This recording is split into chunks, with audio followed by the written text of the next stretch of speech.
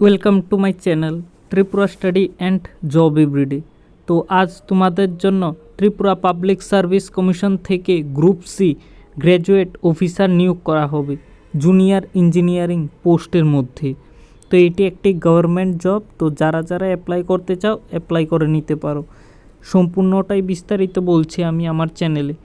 তার আগে আমার চ্যানেলটিকে লাইক অ্যান্ড সাবস্ক্রাইব করে রাখো, কারণ প্রতিনিয়তই আমি জব রিলেটেড ভিডিও নিয়ে আসি। Junior engineering grade 1 group B পোস্টে নিয়োগ করা হবে। বেতন 47,600 টাকা দেওয়া হবে। লেভেল 13 অনুযায়ী পে লেভেল দেওয়া হবে।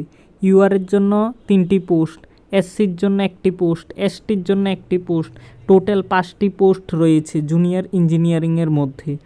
এছাড়াও জুনিয়র ইঞ্জিনিয়ারিং গ্রেড 2-র মধ্যে 34,700 টাকা দেওয়া হবে। ইউআরের জন্য 2টি, এসসির জন্য নেই, এসটির জন্য 1টি, টোটাল 3টি পোস্টে নিয়োগ করা হবে। টিপিএসসির আন্ডারে নিয়োগ করা হবে গ্রামীণ উন্নয়ন দপ্তরের মধ্যে। তোমরা সকলেই যারা এলিজিবল রয়েছ তোমরা অ্যাপ্লাই করে নিতে পারো। তো এজ লিমিট আপ টু 40 ইয়ার পর্যন্ত অ্যাপ্লাই করতে পারবে। এটার লাস্ট ডেট 12/6/2026 লাস্ট ডেট হবে। তো যারা যারা অ্যাপ্লাই করতে চাও 12/6/2026 আগেই অ্যাপ্লাই করে নাও। এসসি এসটিদের জন্য রিল্যাক্সেশন দেওয়া হয়েছে। তোমাদের এখানে এক্সাম নেওয়া হবে 100 মার্কের। এর মধ্যে জেনারেল স্টাডির মধ্যে 100 মার্কের কোশ্চেন থাকবে, 1 ঘন্টা সময় থাকবে।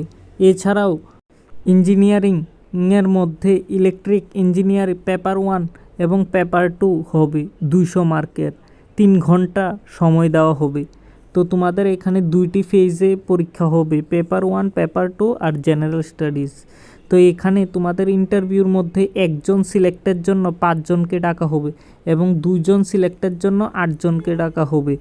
এখানে বলে দেওয়া হয়েছে ইন্টারভিউর কিভাবে করা হবে, অর্থাৎ তোমাদের বোঝার জন্য বলে দিচ্ছি আমি। 5 জন ক্যান্ডিডেট ইন্টারভিউতে বসলে 1 জনকে সিলেক্ট করবে।